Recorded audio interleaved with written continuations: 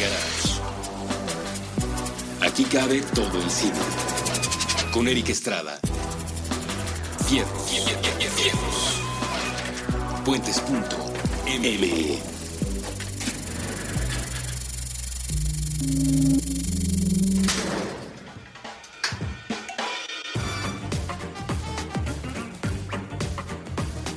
Hola, ¿qué tal? Muy buenas. Yo soy Eric Estrada. Les doy la bienvenida a un programa más de Cine Garage en Puentes. Vamos a hablar de cine mexicano, vamos a hablar de buen cine mexicano.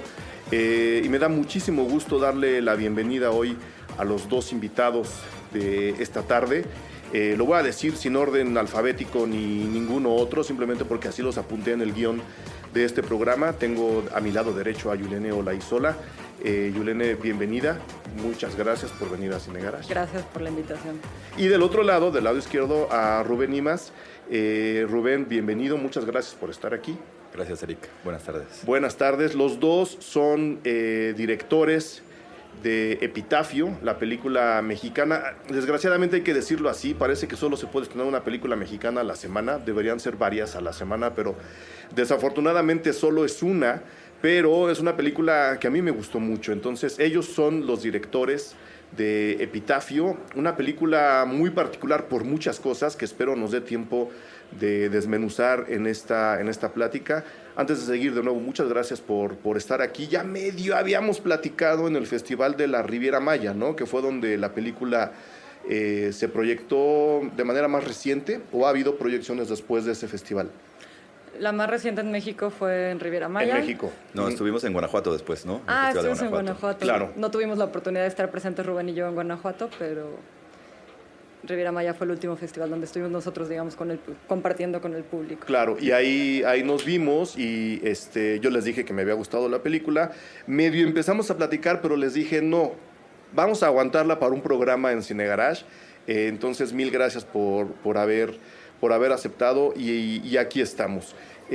Antes de entrar a los detalles de la película, ¿qué fue lo que les dijo la gente en Riviera Maya? ¿Cuál fue la reacción de la otra gente? No la gente de la prensa, que ya muchos escribieron sus opiniones, otros ya la dejaron muy, muy clara.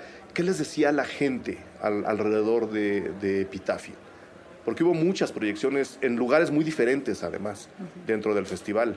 Sí, han sido particularmente las proyecciones que hemos tenido en México, incluidas las de la Riviera Maya, también desde que empezamos en Ficunam aquí en febrero, claro, en la Ciudad de México.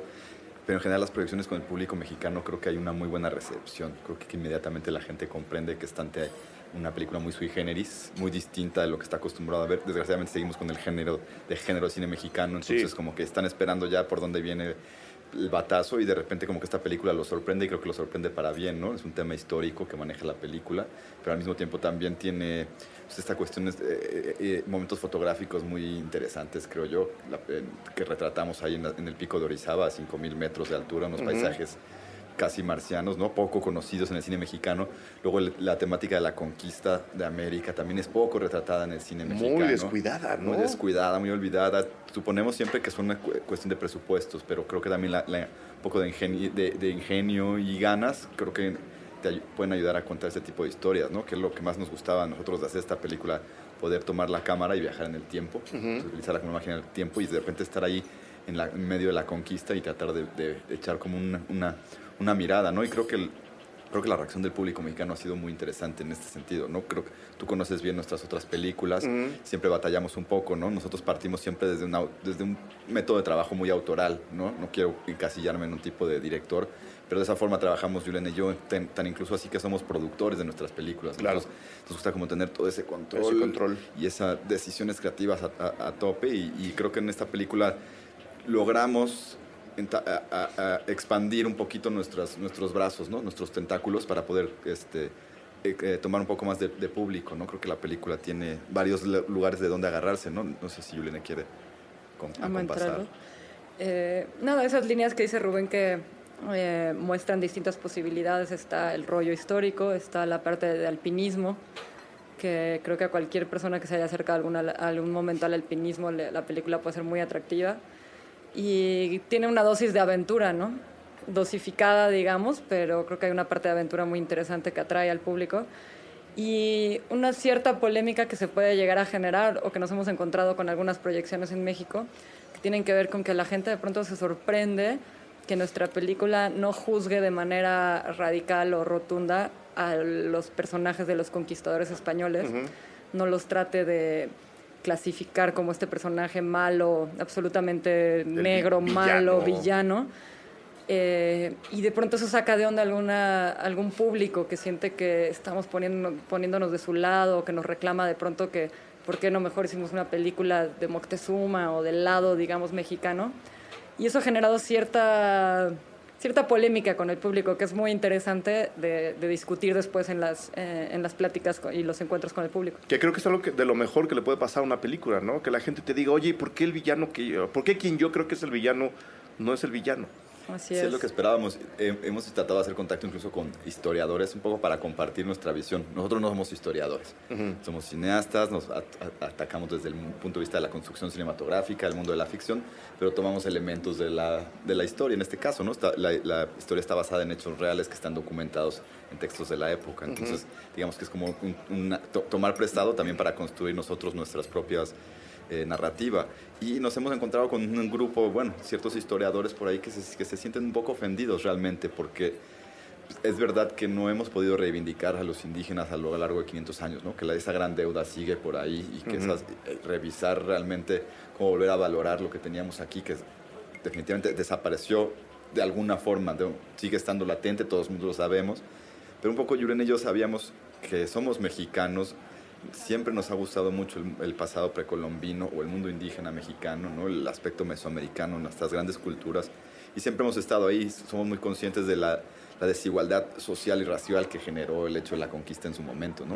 Sin embargo, de repente estábamos con las manos con esta historia que nos obligaba a entender a los españoles, porque eran nuestros personajes principales, ¿no? Claro. Ni modo de ponerte a juzgar como autor a tus personajes, ¿no? Teníamos que comprenderlos, acompañarlos en su marcha por el volcán, ¿no? Meternos a su psique y tratar de empatar mentalmente con ellos.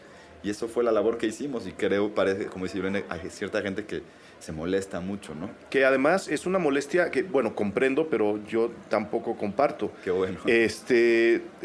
Si bien por desviaciones o por defectos de educación solemos pensar que lo mexicano solamente es lo indígena, que sí lo es, no podemos tampoco negar que la otra mitad de lo mexicano, por lo menos de lo mexicano actual, vino con los barcos de los conquistadores, y esos conquistadores también son parte del México que nació en el choque de esas dos culturas. Las dos culturas salieron perdiendo.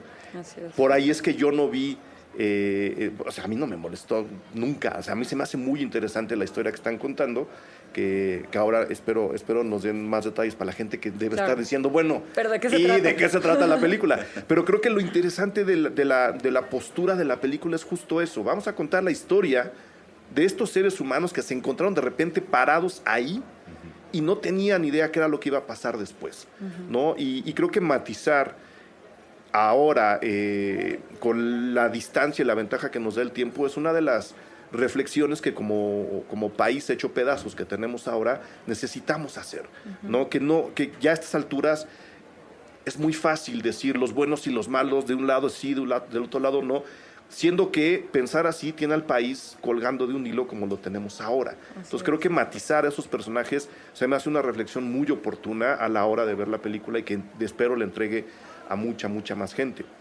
Quería dejar eso claro. Buenísimo. Ahora sí, ¿de qué va la película y qué tanto tomaron prestado para hacer el guión y qué tanto sí queda dentro del rigor histórico, digámoslo así? Bueno, Epitafio es la... Perdón que lo pregunte, sé que la han contado 20 veces, pero prefiero... es básico para que el público nos entienda, ¿no? Pero además prefiero que la cuenten ustedes a que la cuente yo. Bueno, estaría bien oírte también, a ver cómo la resumes en unos frases. No, la breve sinopsis ya aprendida, digamos. Epitafio narra el ascenso que realizó el capitán Diego de Ordaz, conquistador español del ejército de Cortés. Que sí existió. Que existió, es un personaje bastante conocido dentro de la historia. Muy documentado. Hizo una expedición al volcán Popocatépetl en 1519, poco antes de entrar a Tenochtitlán por primera vez. Subieron a la cima del Popocatépetl acompañado de otros 2 conquistadores españoles. Eso está registrado sobre todo en las crónicas de Bernal Díaz del Castillo, en su historia verdadera de la conquista de la Nueva España. Se menciona brevemente en 2 párrafos, nada más. Sí. Cortés lo menciona en sus cartas de relación que le escribe al rey. Y otros historiadores hablan de este suceso, pero brevemente. Es un suceso como muy poco conocido o mencionado dentro de la historia de la conquista de México. Sin embargo, un episodio crucial en términos estratégicos por lo que representó después para la conquista de Tenochtitlán. Si alguien, antes de que siga, si alguien quiere checar ese capítulo de una manera muy, muy resumida y muy bien contada, además, chequen el libro de Héctor de Mauleón que se llama La ciudad que nos inventa. Uno de los capítulos que le dedica bueno, todo el libro habla de la Ciudad de México desde la llegada de los españoles hasta nuestros días. Y hay un capitulito que le dedica justo a esta aventura del ascenso al Popo, a la expedición. Entonces, de hecho, chéquenlo por ahí también. Que bueno, ahorita también nos pasa el dato, pero sí, generalmente en esos revisionismos históricos siempre le gusta a muchos historiadores remarcar ese pequeño capítulo, como que es muy significativo. Es que sí. Creo que es el mismo elemento significativo que nosotros le encontramos, ¿no? Como, bueno, no podemos hacer una película de la conquista de México, porque pues no somos Spielberg, que por cierto ya lo anunció, pero de repente la conquista del volcán Popocatépetl sintetizaba para nosotros como metáfora. Claro. Como metáfora de la gran conquista. Simboliza mucho, ¿no? Y entonces sí, se utiliza mucho y por el hecho también de que el volcán es un referente, ¿no? Para todos los que vivimos en el altiplano mexicano. Claro. Ahí está, sabemos su historia, está cargado de ese misticismo, unos lo creen más profundo que otros, unos se conectan con la naturaleza del volcán, etcétera, pero siempre está ahí, ¿no? Y entonces el hecho de que dentro de la historia de México va como con pegada con la historia del volcán, entonces creo que ahí se sintetiza muy bien una manera de pensar, creo yo, de los mexicanos, ¿no? Que es como con estos grandes elementos que nos definen, ¿no? El Popo nos define como mexicanos de alguna forma, ¿no? Sí. Importante mencionar que el Popo estaba activo cuando ellos subieron, cuando estos 3 conquistadores estaba subieron, ¿no? más activo que ahora. Más activo, o sea, sacaba lluvia de cenizas, sí. fumarolas que describe Cortés en sus cartas como torres enormes que se alzaban y que el mismo viento no las podía torcer, ¿no? De lo grandes, del alcance que tenían. Eran, sí. Eso es lo que cuenta la película. Y en relación a eso que preguntabas de qué tanto tomamos de estos textos históricos, tomamos lo más posible, ¿no? Sabiendo otra vez que nuestro limitante estaba dentro del universo de la ficción, pero tratar de tomar los elementos más posibles, por ejemplo, para el trabajo del vestuario, que lo hicimos con Alizarín Ducolom, que es ella trabaja en cine aquí en México desde hace mucho tiempo.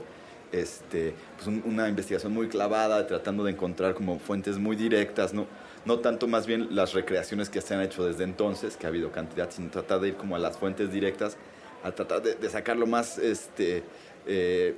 digamos, la forma más clara, pura, digamos, de cómo es que se vestían estas personas. Lo mismo nos pasó, o algo similar nos pasó con los diálogos de la película. Hicimos que los personajes hablaran como una especie de español antiguo, que entendemos Julen y yo. Lo entendemos así porque no sabemos cómo hablaban estas personas en su época, claro, pero se sabe cómo escribían, ¿no? Y entonces, basándonos en estos textos que están escritos por conquistadores mismos, como dice Julen, el mismo Cortés, Bernal Díaz, o incluso Diego de Ordaz, que es nuestro personaje principal, también escribió algunos textos que están hoy en día accesibles, que uno puede leer. Entonces estás leyendo de primera mano la forma en la que ellos pensaban, concebían el mundo y cómo lo construían literariamente. Y nosotros tomamos muchos de esos diálogos, muchos de esos textos de los 3 autores que te acabo de mencionar, y tomamos incluso frases completas que ellos escribieron y las pusimos ahora dentro de nuestro guión, en la boca de nuestros actores, para recrear estos personajes y tener como ese elemento muy, muy, muy cercano a lo que aparentemente sucedió, ¿no? Claro. Porque pues todo es... En la historia también todo queda. Ellos también como historiadores luego se toman sus libertades y nos roban a nosotros elementos ficticios, ¿no? Y la película tiene un comienzo muy interesante por cómo va avanzando la propia historia que ya nos contaron. Están los conquistadores junto con los nativos de esta parte de México juntos. Se están poniendo de acuerdo para dejarlos, en pocas palabras, permitirles subir al volcán para que después los conquistadores, consigan el elemento que necesitan para bajar y conquistar a la otra ciudad. Es decir, hay una historia muy barroca dentro de lo sencillo que es la película, la unión de 2 culturas para lograr un objetivo que luego va a derrotar a otra cultura para que nazca otra. Tenían en mente estas vueltas y revueltas que por lo menos a mí me generó la película, tratando de entender algo que ha descuidado mucho el cine mexicano, que es la conquista de una cosa tan extraña como era la Gran Tenochtitlán, o simplemente dijeron, vámonos con los personajes y que la gente entienda lo que quiere entender. Es decir, hasta dónde llegó el trabajo de planeación para decir, aquí llega la película y que la gente piense lo que quiera, o si queremos que lleguen a estas conclusiones. Yo creo que es raro cuando un director que escribe su propio guión tiene las cosas tan claras desde el principio, ¿no? Creo que muchos procesos son muy intuitivos y vas descubriendo su efectividad o su dirección correcta conforme vas avanzando en el proceso. Lo que creo que sí teníamos claro y que queríamos hacer era incluir este mundo indígena, que en este caso los indígenas que aparecen son un grupo de Huejotzingo, porque el ejército de Cortés ya había hecho pactos con la gente de Tlaxcala. Entonces, para nosotros era importante, si bien no iban a ser nuestros personajes principales, no olvidar el mundo indígena, digamos. Entonces decidimos retomarlo solamente para el inicio de la película. Como bien dices, estos indígenas de Huejotzingo acompañan a los españoles y los guían por las faldas del volcán, les enseñan el camino, les pasan el conocimiento que ellos tenían de la montaña, se los pasan y les dan acceso, digamos, a su montaña sagrada. Pero ellos se frenan y no deciden, ellos no suben el volcán y les dan licencia para que ellos avancen, digamos, ¿no? Desde ahí creo que la película parte desde un punto de vista distinto al que estamos acostumbrados a ver, ¿no? Vemos a los españoles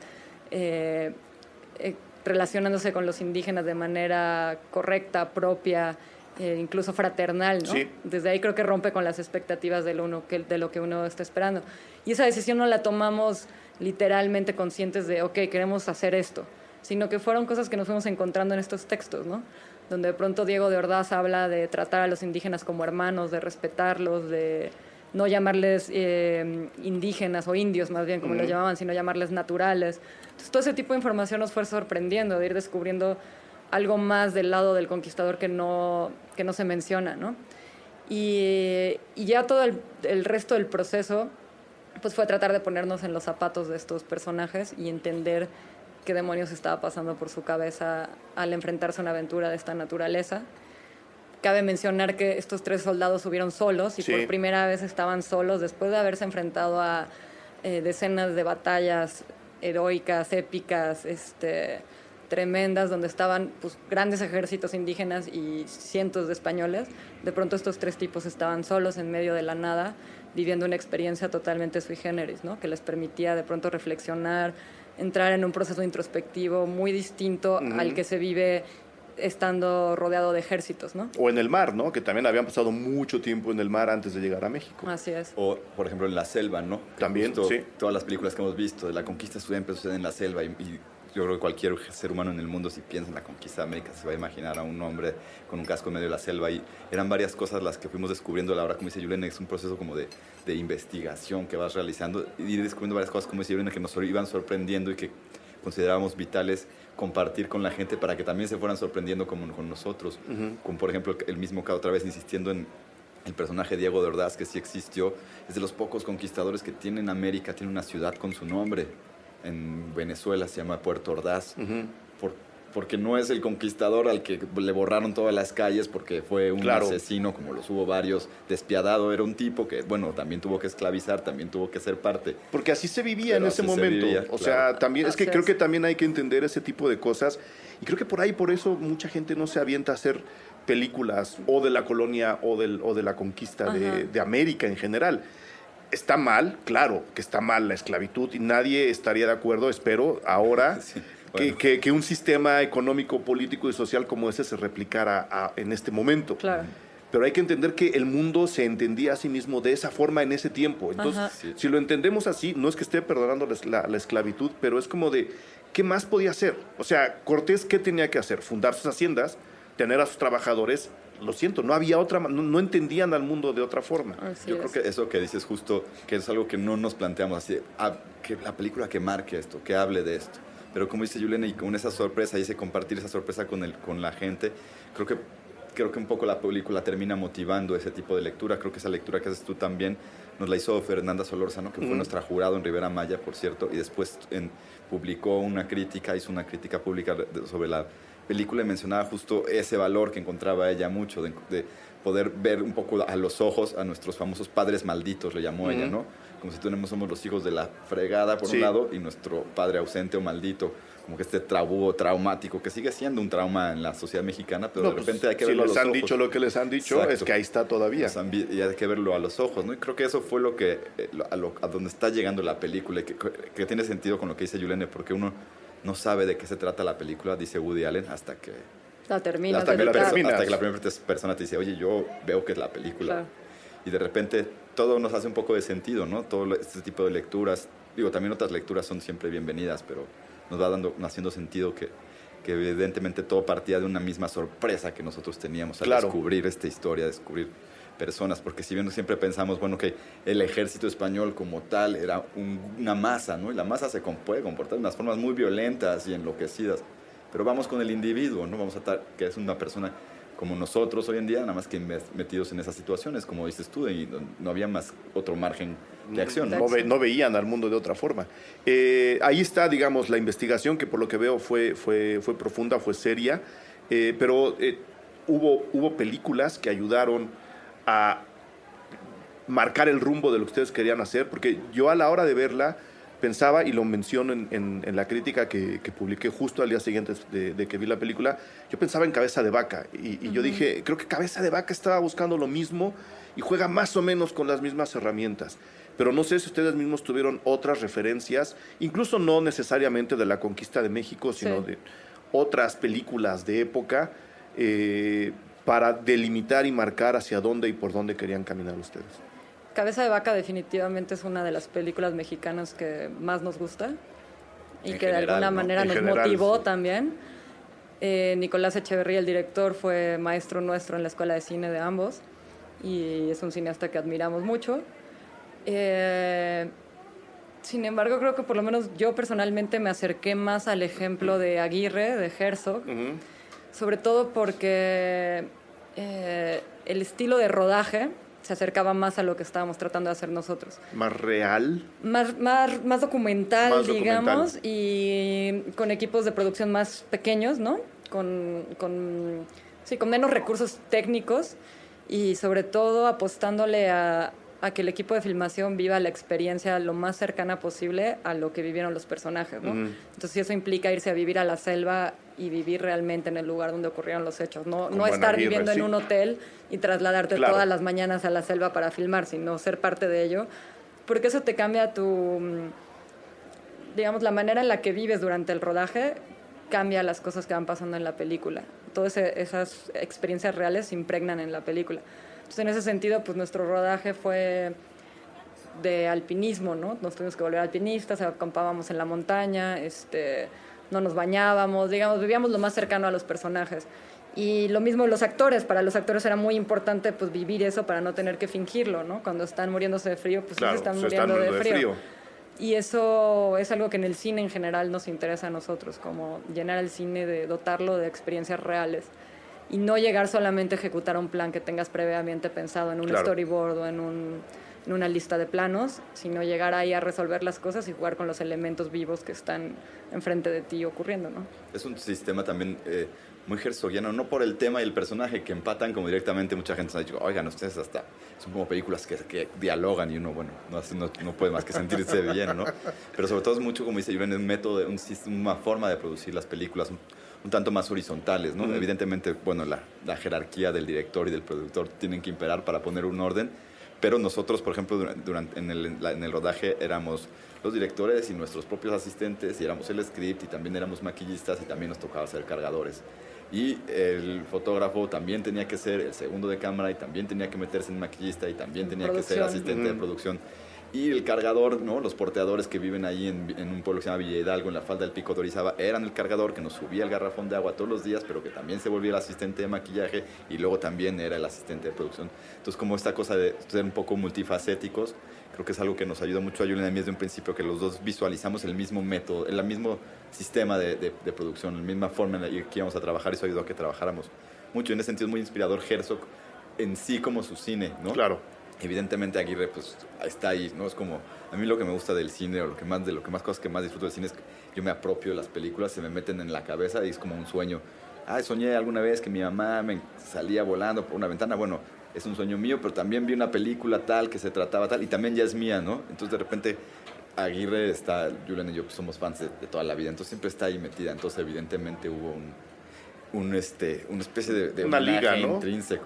Y otro, ahora que mencionaba Julen esto de Cabeza de Vaca, estuve con Nicolás justo hace 3 días en el Festival de Cine de Lima. ¿Él ya la vio? Me encontré, sí, ya la vio, le gusta mucho. Cuéntanos. Y justo ahorita él platicaba, es una película un poco más cara evidentemente y en su momento está filmada en el 90, pero de todas maneras también fue un rodaje bastante documental y bastante con muchas cosas improvisadas en el momento. Me contaba, por ejemplo, algo, voy a contar aquí. Cuenta.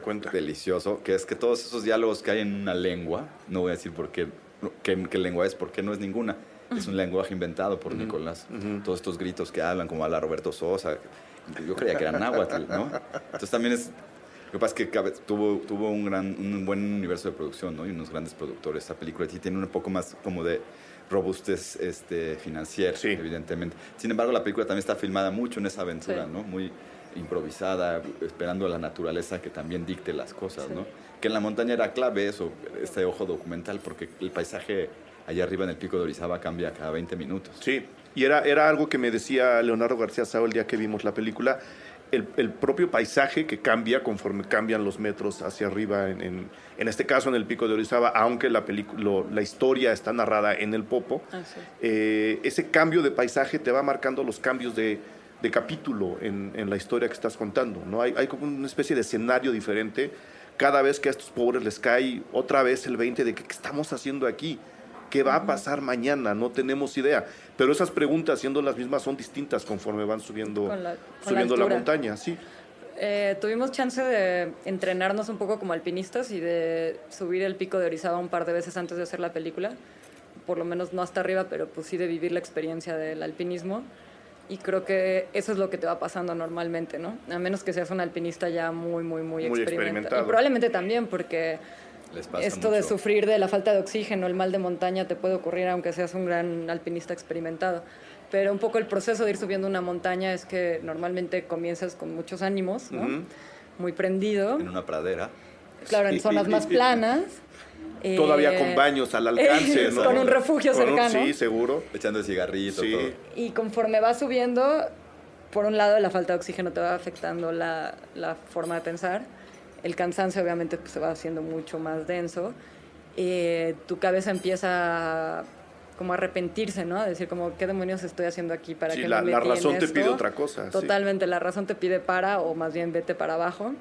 Y todo ese proceso es como muy introspectivo porque no lo puedes estar compartiendo con el de al lado porque tienes que guardar la respiración lo más posible, ¿no? No vas platicando mientras vas subiendo y por otro lado vas muy concentrado en dónde pisas, ¿no? Para no tener un accidente. Entonces todo eso va pasando por tu cabeza y conforme va cambiando el paisaje, que cada vez se va llenando más de nieve, se va haciendo más resbaloso, más peligroso, empiezas a llegar a zonas de hielo hasta que llegas al glaciar, donde ya te sientes como en una especie de limbo, en sueño, todo es blanco, el suelo brilla, no entiendes muy bien la perspectiva de pronto parece que estás caminando plano, pero estás yendo a 35 grados de inclinación, hay mucho más riesgo, ¿no? Una caída a esa altura pues te puedes matar.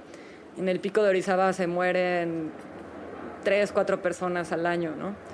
Y vas caminando al lado de sus cruces te dice aquí el guía de montaña, te dice, mira, aquí fue donde se murió el chino, aquí el japonés. Sí, teníamos nuestros puntos de cruce como club, así de, oye, vamos a pasar el paso del japonés. O sea, nos persinábamos casi ya pasábamos, porque 2 meses antes había ahí muerto. De hecho, muerto un japonés. De hecho, en el último día de rodaje, nuestro equipo de alpinistas, que llevamos un muy buen equipo de alpinistas, son el equipo de Héctor Ponce de León, que es un alpinista reconocido. Por cierto, el fotógrafo de nuestra película, Emiliano Fernández, el chamán, le llaman el chamán en el mundo de la montaña, porque es una cabra absoluta, es muy bueno en la montaña. El último día de rodaje había un norteamericano que andaba por ahí paseando queriendo subir y le estaba dando mal de montaña, acabó desmayado en una de nuestras tiendas de campaña. Y gracias a que estaba ahí con nosotros uno de los mejores equipos de alpinismo mexicano, le salvamos la vida al chico ese, ¿no? Porque lo llevaron para abajo, le inyectaron todo lo que necesitaba de drogas y ese mal de montaña y ese universo de luego caminar, empieza a caminar como un abuelito, ya no puedes dar más que pasitos viendo para abajo. El cuerpo no da. Ya no da y la mente se va en este reset, como dice Yulene. Fue algo que nos llamaba mucho la atención. Si estos conquistadores estaban en este paréntesis en medio de las guerras con Tlaxcala, contra los mexicanos, en este limbo, en este paisajes marcianos que van cambiando, ¿no? Al mismo tiempo estaban entrando, era un lugar propicio para introspeccionar también. No es nada más que les dijeron, a ver, descansen de las guerras tantito, siéntense aquí, echar el cigarrito. No, era descansen de las guerras y entren en este viaje lunar casi, ¿no? Donde todas las condiciones cambian.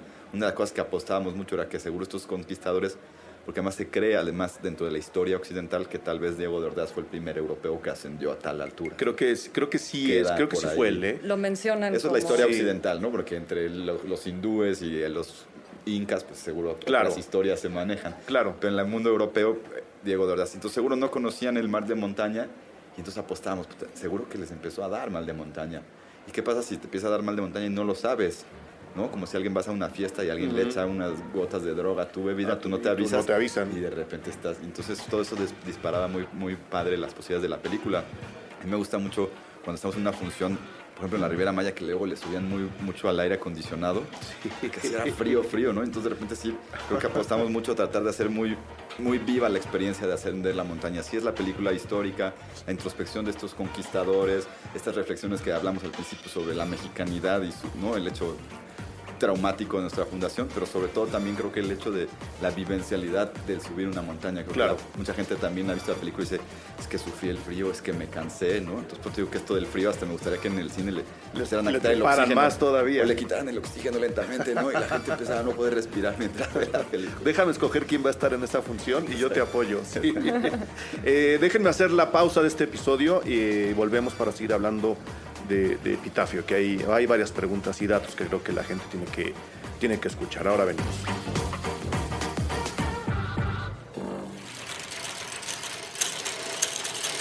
Puentes. Aquí todos estamos locos. Con Rafael López.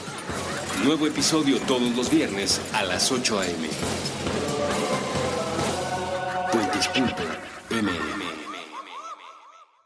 La ruta más corta entre dos extremos es un puente.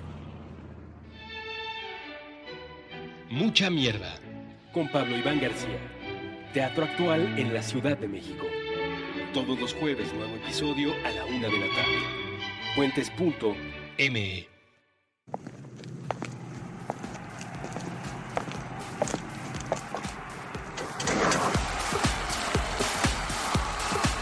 En contradicción del aislamiento. Puentes.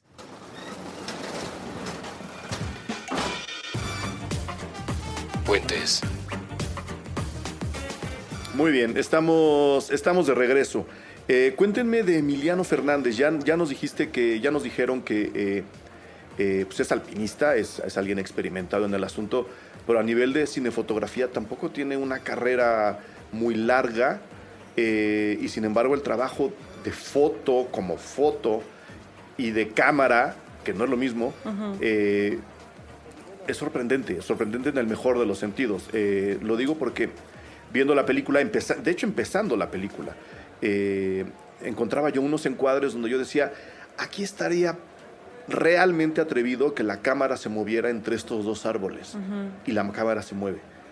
Luego yo, ya conforme iban subiendo, decía, si aquí hicieran un traveling sería algo realmente espectacular, y el traveling empezaba. Es decir, es una cámara muy atrevida. Para alguien que no tiene experiencia, ¿hasta dónde propuso él? ¿Cómo lo jalaron ustedes? Si es que lo jalaron, ¿cómo fue ese juego? Porque, repito, la carrera como cinefotógrafo de Emiliano Fernández no es de alguien experimentado. Sí lo es como alpinista, sí, pero no de cinefotógrafo. ¿Cómo se amasó todo eso? Pues Emiliano entró al proyecto muy temprano. La idea original de la película fue de Rubén. Yo me sumé un poquito después y ya empezamos a trabajar el guión juntos. Pero desde entonces Emiliano ya estaba contemplado por parte de Rubén porque lo conocemos, estudió en el Centro de Capacitación Cinematográfica con nosotros en unas generaciones abajo. Sabíamos de su experiencia en la montaña y por esa experiencia en la montaña pues lo elegimos como persona clave, ¿no? Por un lado, él O sea, ustedes ya nos- sabían que querían subir al Sí, pico para teníamos, rodar. sabíamos, no sabíamos que al pico de Orizaba Pero había que subir. había que subir a algún lado, De digamos, hecho, él nos ¿no? dijo, no se puede en el pop, lo vamos a filmar en el pico. Son de esas Exactamente. decisiones que él mismo empezó a tomar desde un principio, como, Claro. como un productor, director, como Así un es. fotógrafo, productor también, ¿no? Sí, de alguien que conoce bien la locación, ¿no? Entonces, lo primero que vivimos con Emiliano fueron las experiencias de ir al pico de Orizaba como alpinistas para tratar de filmar un pequeño demo para vender el proyecto. Pero íbamos 3 personas, una cámara y Emiliano, ¿no? Y ahí comenzó a adiestrarnos, ¿no? Él básicamente nos motivaba, nos guiaba, nos decía dónde filmar, dónde no, qué hacer, qué comer. Básicamente es la única persona que tenía conocimiento del mundo del alpinismo y no un conocimiento leve, digamos que es un experto. Y no solo un experto, sino que un loco de la montaña. O sea, es un tipo que sube el pico de Orizaba en 6 horas cuando un mortal lo hace en 12, 15, lo que sea. Entonces él nos guió, nos presentó todo este mundo del alpinismo, nos dijo cómo entrenarnos, cómo prepararnos, nos cuidaba desde la parte mental hasta la física y nos permitió pues empezar con el proyecto, digamos, guiarnos hacia por dónde arrancar. Sí, era una cosa fundamental, ¿no? Julián y yo hemos trabajado con otros directores de foto con más experiencia, ¿no? Como mencionas, ¿no? La experiencia es clave también en el mundo del cine, pero desde un principio dijimos, bueno, antes de que entrara Julián justo, o sea, tiene que ser Emiliano, definitivamente, ¿no? Ya le habíamos visto algunos trabajos que había hecho, trabajos escolares, sobre todo un documental que él hizo en la montaña que se llama Tres Rocas, sobre 3 amigos locos igual que él, suyos, que andan subiendo por todos lados. Y básicamente ahí podíamos ver que con el trabajo de luz natural lo tenía muy claro, pues es fotógrafo y es un gran montañista, creo que eso lo hizo por pura experiencia, lleva tomando fotos 15 años en la montaña, entendiendo las condiciones lumínicas y tal. Y la otra era ese acercamiento necesario que menciona Yulene, de la seguridad y al conocimiento de la montaña, ¿no? Entonces valía más la pena debutar es su primera fotografía de ficción, largometraje. Valía más la pena debutar a un chico así, que tuviera todo ese vasto conocimiento sobre la montaña, fotográficamente hablando, humanamente hablando y biológicamente también, que tener que también entrenar a un fotógrafo que estuviera más desde el lado de nosotros, que estamos buscando siempre lo más precioso, ¿no? Y de repente ahí en la montaña lo más precioso puede pasar al segundo término porque la seguridad empieza primero, ¿no? O este respeto con el que te mueves en la montaña para no equivocarte va primero, ¿no? Siempre nos abocamos, y Emiliano era muy bueno en insistir, nos vamos a buscar explorar la montaña hasta el último rincón y nos pasábamos luego durante un día de rodaje un par de horas caminando para arriba y para abajo encontrando el shot adecuado, ¿no? Por esto de que cambian los paisajes, pero creo que Emiliano era, por ese hecho era desde un principio como clave. Sí, apostarle sobre todo a que además no sabíamos si en algún momento nosotros íbamos a lograr llegar hasta arriba, ¿no? Y curiosamente las últimas escenas de la película las filmó Emiliano sin nosotros. Las escenas de la mera cima, digamos. No estábamos nosotros atrás de la cámara viendo lo que él hacía y lo resolvió él solo, digamos. Tenía esa intuición de saber cómo se comporta la montaña y qué hacer para buscar el resultado que estábamos bueno, y es muy bueno. Y eso sí, yo siempre le decía a Julián, es que luego, pues obviamente, ¿no? Aunque no sé, aquí el Emiliano lo sabrá muy bien. Luego dudábamos, obviamente, oye, sí, será Emiliano, porque no trabajamos con Diego García, con Gerardo Barroso, que hemos trabajado varias veces. Y algo que también habíamos visto es que es muy buen operador también. Y entonces de repente es muy bueno andando en la montaña, subiendo piedras, es como andar subiendo escalones de distintos tamaños, uno de 1 metro, otro de 1,5 metros, uno de 30 centímetros, y al mismo tiempo ser buen operador, y creo que eso también sumaba muy bien a lo que necesitábamos. ¿Cuánto duró el rodaje? Fueron 4 semanas, como 3 días en el Popo y el resto en el Pico de Orizaba. En el Pico de Orizaba. 4 semanas acampando a distintas alturas, fuimos ascendiendo poco a poco, hasta lo más alto que fue el último campamento, estábamos a 5,000 metros, que es donde empieza el glaciar del Pico de Orizaba. Alguien me dijo por ahí que les habría gustado tener todavía más nieve en la película, porque ese tipo de efectos no los tuvieron. Lo que se ve es lo que había. Ajá, o sea, no agregaron ni luces, ¿no? Hay algunos efectos visuales. Sí, algunos retoques, ¿no? Los retoques El de humo. nieve hasta Exacto. muy arriba, humo y tal, pero básicamente lo demás es el paisaje natural. Sí. Pero tuvimos la mala suerte de filmar en el año más cálido desde hace 50 años. Sí. Nosotros llevábamos 2 años ya yendo al Pico de Orizaba a hacer o scouting de locaciones o demo o lo que sea. Un entrenamiento. Siempre en invierno y nos había tocado la montaña Mucha nieve. nevada absolutamente, ¿no? Y estábamos esperando pues ese mismo paisaje y de pronto el año que conseguimos el financiamiento y decidimos filmar en febrero, pues casi no había nieve, ¿no? Y eso implicó que teníamos que subir mucho más alto de lo que Para esperábamos para encontrar las primeras manchitas de hielo, porque ya casi ni nieve había, ¿no? Entonces eso fue muy duro en el sentido que nos cambiaba los planes por completo. Pero bueno, pues habría otras posibilidades, ¿no? Eran paisajes diferentes. Quizás le vino bien a la película porque cuando está todo nevado, pues todo el tiempo es nieve, digamos. Sí. Y aquí lo que va pasando es que el paisaje se transforma más radicalmente, ¿no? Empiezas con una zona más de bosque y pastos amarillos, de pronto se vienen las rocas y de pronto ya es el blanco absoluto del glaciar. Entonces hay un proceso de transformación mayor. Lo pregunto porque al nivel de exigencia física y de equipo de rodaje que me están contando, no sé qué habría pasado si de veras hubieran encontrado más nieve. Creo que hubiera sido más sencillo. ¿Sí? Porque, en algunos casos la nieve amortigua mucho Rubén se ríe, el paso. Sí, pero por ejemplo yo recuerdo una zona muy clave que le llaman el laberinto, en una parte del ascenso ya bastante alto en el Pico de Orizaba, que nosotros las veces que habíamos ido lo subíamos normal, digamos, sin tener que estar amarrados. La nieve amortigua, como que te vas haciendo escaloncitos. Incluso esa parte la habíamos bajado en resbaladilla. Cuando hicimos el rodaje, tuvimos que ascender y descender en esa zona amarrados. Porque es hielo. Porque es hielo. Y entonces ahí pisas, te resbalas y nadie te frena, ¿no? Entonces, como ascensos súper largos, de una persona tiene que subir una por una y los otros tienen que esperar hasta que llegue con bien hasta arriba, amarrado con cuerda. Entonces, depende del terreno. A veces la nieve puede ayudar mucho. Y de todas maneras el frío está, digamos, Sí. no porque Sí, esté el frío, nevado sí. hace más frío, ¿no? No tiene nada que ver. Porque a nos mí me da- congelábamos de la Lo que a misma mí me hubiera manera. dado mucho miedo que bueno, es la que estamos esperando, evidentemente eso que dice Yulene sí es muy clave, ¿no? El camino era más fácil andarlo con nieve que sin nieve. Pero lo que me daba mucho terror a mí era la humedad que nos iba a tocar. Las lluvias allá arriba, de repente estás a las 3 de la tarde trabajando media escena y de repente estás mojado. Y tuvimos la suerte de tuvimos ese problema con el paisaje, se hizo más difícil el rodaje de tratar de buscar esos paisajes y tal, pero nunca nos mojamos allá arriba, ¿no? Claro. Que para mí era fue para mí un alivio total. Sí. Nada es perfecto allá arriba, son territorios muy agrestes, fue un rodaje bien complicado, sí estábamos allá arriba y nos decíamos de repente, oye, ¿qué estamos Sí, haciendo? desde los primeros entrenamientos era así, pero bueno, había una chispita ahí entre todo esto que platicamos sobre cine mexicano, la conquista, estos personajes que pues, nos motiva, pero sí era difícil. Lo bueno aquí que Yulene y yo somos pareja, que de repente pasábamos un día mal, con discusiones, con frío, mal comidos, porque bueno, tomábamos té tibio, ¿no? Nunca pudimos tomar una vida caliente. Llegamos y entrabas a una tienda de campaña, no tendrías mucho más que hacer, más que estar ahí contigo mismo. Esperar, pero sí. Yulene y yo, pues, por lo menos estábamos en el mismo sleeping, ¿no? Entonces, de repente nosotros ya podíamos ahí como que volver a calentar un poquito la relación y volver a platicar sobre la película ya en otro mood, ¿no? Como menos frustrante que Pero ¿qué pasa? Y habiendo mencionado a Aguirre y toda la leyenda que la rodea, ¿qué pasa con el reparto? ¿Qué tanto sufrieron ellos? ¿Hubo en algún momento híjole, ya no llego? ¿Y por qué los escogieron a ellos? O sea, ¿cómo llegan ellos a la película y cómo los mantienen en la película? La idea era buscar actores, ya sean profesionales o no profesionales, españoles que estuvieran viviendo en México.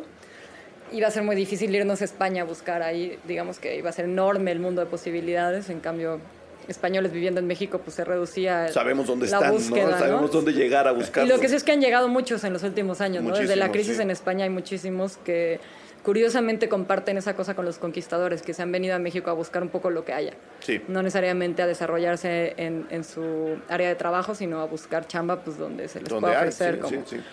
a buscarse la vida, ¿no? Y por ahí hicimos el casting, encontramos a estos 3 actores, ninguno es profesional, no habían hecho cine antes.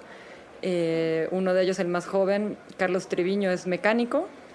Después está Martín Román, que es guionista. Estaba empezando a querer ser actor, había hecho un cortometraje por ahí, pero nada a nivel como muy profesional.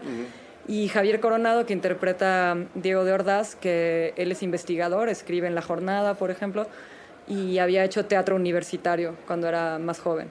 Entonces, también tenía un guiño ahí con la actuación, pero pues ya bastante olvidado, ¿no? Pero tenía una facilidad enorme para aprender textos y aparte se involucró mucho en la parte de investigación de su personaje pues un poco por el área de su trabajo. Pero sobre todo lo que creo que estábamos buscando era gente dispuesta a todo, ¿no? Como dispuesta a subir una montaña después de entrenar, a pasar esos fríos. Y eso era crucial y era lo primero que les planteábamos. Y en los entrenamientos con ellos pues nos fuimos dando cuenta de que pues que digamos la motivación estaba, ¿no? Porque el cuerpo nunca sabes cómo va a reaccionar. Claro. Sí tuvimos que, no sé, Carlos en algún momento tuvo problemas como de diarreas o como malestar estomacal, tuvimos que prescindir de él un par de días, lo mismo le pasó al actor principal, a Javier Coronado. Nada serio, pero sí de pronto teníamos que... No podían subir a la montaña, ¿no? Con cualquier bronca leve que tengas estomacal ya no puedes subir a la montaña. Entonces de pronto teníamos que ingeniárnoslas para hacer una película, seguir avanzando a pesar de no tener alguno de los 3 actores que están en pantalla pues todo el tiempo, ¿no? Sí. En una escena disfrazamos a Yulene y ella es la que va caminando por ahí junto con los otros 2. En vez del conquistador más joven, por ejemplo, ¿no? Sí. Pero teníamos que ingeniárnoslas para ver cómo Claro. seguir avanzando sin alguno de ellos, ¿no? Claro. Y la montaña es curiosa, como que justo crees que la persona más deportista del crew es la que va a estar hasta arriba, ¿no? No sé, yo por ejemplo hago más ejercicio que Rubén y decía, no, pues seguro yo voy a ir más arriba Más que arriba. Rubén, y por supuesto no fue así. Lo mismo con los actores, ¿no? El que más se creía más aventurero de deportes extremos, pues era el que iba hasta atrás, ¿no? La montaña ahí te juega Su manera. A su manera. Ajá. Yo tengo mi teoría, pero me gustaría que ustedes mismos explicaran, porque además seguro no van a coincidir, sobre el nombre de la película. La película tiene un clímax muy extraño porque sabemos, ¿no?, que Cortés manda a estos hombres, tuvieron que bajar. La historia marca que baja, que llegaron a la cima y que bajaron. Entonces el clímax de la película está en otro lado. Es decir, sabemos que estos hombres no murieron en el ascenso, pero la película se llama Epitafio. ¿Por qué se llama Epitafio su película? Bueno, en la razón Si número creen que uno- le vamos a estropear la experiencia a alguien, prefiero que no me la respondan, pero No, creo que si no, creen no. que hay una explicación donde la gente diga, mira, creo que ahora tenemos que ver la película 2 veces, más a mi favor. Pues mira, en la primera respuesta sí coincidiríamos plenamente Yulene y yo, porque todo viene de una canción de King Crimson que nos gusta mucho, que se llama Epitaph, que es una canción, tiene este sabor histórico, épico, melancólico sobre hechos que hicieron aparentes héroes de la antigüedad que hoy retumban en nuestro ser día a día, ¿no? Es decir, como acciones que se realizaron hace mucho tiempo siguen Como el eco- influyendo, tienen un eco histórico, Ajá. ¿no? El eco de la humanidad, digamos, no sé. Ok. Tiene ese sentimiento esa canción Epitaph de King Crimson. Hay los que quieran, ahorita lo pueden poner ahí en YouTube. sin No, problema. igual ahorita para salir podemos poner un cachito. Una gran rola de los 70s. Sí, sí. Y creo que el estar leyendo estos textos y estos españoles nos daba esa sensación otra vez también, con esta melancolía, así de, ¿cómo fue, no? Así, cosas que hicieron gentes que hoy parecerían casi absurdas, que hoy uno, como dices, hoy uno no pensaría en actuar de esa manera, pero que siguen teniendo este eco, esta resonancia en cómo es nuestra mexicanidad, en qué cosas ya no tenemos, por gracia o por desgracia de eso. Creo que desde ahí empatamos con esa canción. Después, como es el cine de hermoso también y este método de que nos gusta trabajar, de irnos sorprendiendo y redescubriendo a nosotros mismos, fuimos encontrando una serie de elementos, ¿no?, que hablan sobre, que van relacionando la película y el título. Uno, por ejemplo, muy bonito que encontramos también, ya fue muy después, es que en algunas partes de Europa le llaman epitafio al escudo de armas de una familia. Eso es lo que representa. El epitafio de esa familia, lo que habla de la historia de esa familia, es ese escudo de armas. Que es todo un capítulo en la película, Que ¿no? es un capítulo, el personaje de Diego Ordaz tuvo, al final de cuentas, el rey, el emperador Carlos V le concedió tener en su escudo de armas algo, ni más ni menos que a nuestro volcán Popocatépetl, ¿no?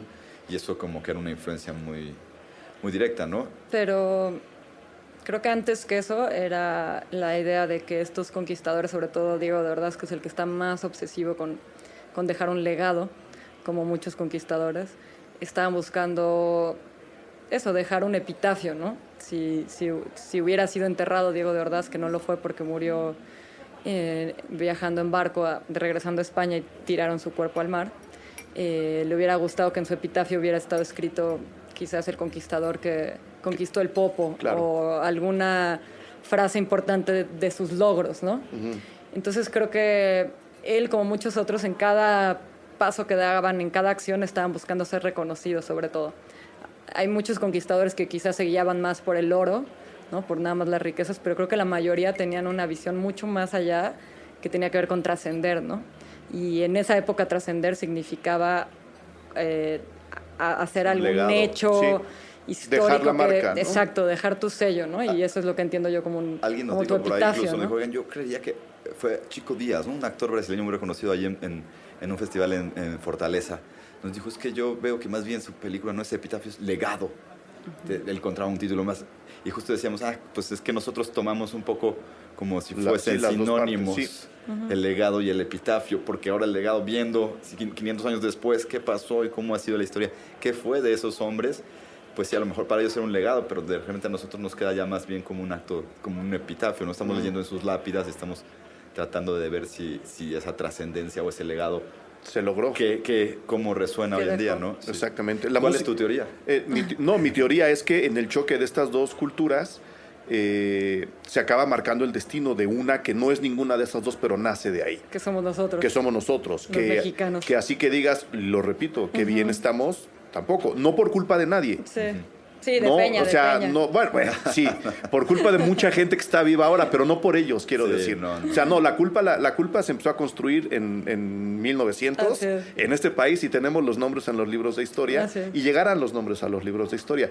Pero quiero decir, en ese choque hubo algo que marcó de alguna forma que la cosa no iba a estar como merecía estar. O sea, creo que merecemos estar mejor, Tal vez. pero curiosamente no es culpa de las dos culturas que chocaron. Claro. Esa culpa viene de algo mucho, mucho más actual. Y lo que decimos, y ya quedó escrito, ¿no? Quedó escrito. O sea, Todavía algo tenemos- pasó ahí que nos marcó de alguna forma y no podemos salir del hoyo, aunque sabemos quién nos tiene en el hoyo, ¿no? Esa es mi teoría.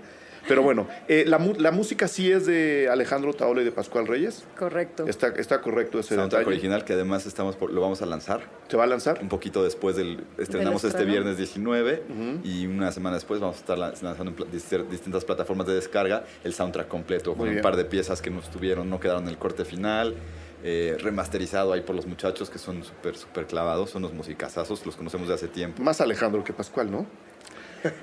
Pues, es que Rubén había trabajado con Pascual Es broma, antes. es broma. A los dos los quiero mucho, los dos son buenos amigos. Era un honor. Pero habrá que mencionar para el público que son integrantes de la banda San Pascualito Rey. Exactamente, y que no es la primera vez que hacen música para cine. Así es. Y que nos gustaba mucho esta idea, digo, a lo mejor luego es muy rockera, ¿no? Tal vez hasta luego es metalera, Juliana no es tan metalera, pero como que el rock tiene algo Sí. con la historia, ¿no? Sí. Embona muy bien con los hechos históricos y épicos del No, y pasado. viendo que el nombre viene de King Crimson, pues bueno, era un poco la conexión. Así nos decía el Alex, nos decía, ¿cómo? O sea, porque le dijimos, mira estas referencias. Le pusimos, obviamente, Popol Vuh, ¿no? Que musicaliza Herzog. Ajá. Y le poníamos Epitaph y nos decía, bueno, ¿qué quieren? ¿Qué quieres? Es King Crimson, ¿no? No, lo digo porque también que la gente no espere la música tradicional. De la época. Claro, cascabelitos, o sea, está bien, Sí. pero no, están buscando el otro camino, lo cual me parece muy buena idea. Sí, creo que la música rompe un poco con el estereotipo de Exacto. música, de película, de época, ¿no? Y creo que le va muy bien. Yo creo que quedó muy bien. Un saludo a los dos, especialmente a Pascual, que seguramente va a llamar para quejarse. ¿Algo más que quieran agregar, chicos, sobre la película que estrena este 13? 19 de agosto. Salimos al mismo tiempo en Monterrey, Puebla, Guadalajara y Toluca. Como para descentralizar, ¿no? Sí. Es una idea de nuestros distribuidores y a nosotros nos parece genial. Como de, ok, Y- en el DF va a estar en menos salas en el DF, pero bueno. Pero aquí va a estar en no más se mueve, ciudades. pero están en más Exacto. ciudades, ¿no? Exactamente. Y Son 13 salas, 13 copias que salimos. Y nada, mencionar el Facebook de la Sí. película, Epitafio la película, porque pues ahí vamos a estar anunciando las funciones, etcétera. Y pues estamos ahí en Twitter también, Rubén y más Julen Olaizola, por si la gente quiere Aquí enterarse. aquí los tenemos ya. Estarán todos los datos en la bitácora que dejamos siempre después de cada episodio aquí en Puentes. Entonces, Yulene, Rubén, muchísimas gracias por haber venido a platicar de su película. Mucha suerte. Nos estaremos encontrando y que todo vaya bien, ¿no? Muchísima suerte con Epitafio. Gracias por la larga entrevista, estuvo Hombre, muy vamos. sabrosa. Sí, gracias y que disfruten la película y seguimos viendo cine mexicano. Y gracias a ti por este tipo de espacios. No, hombre. Bye. Bye.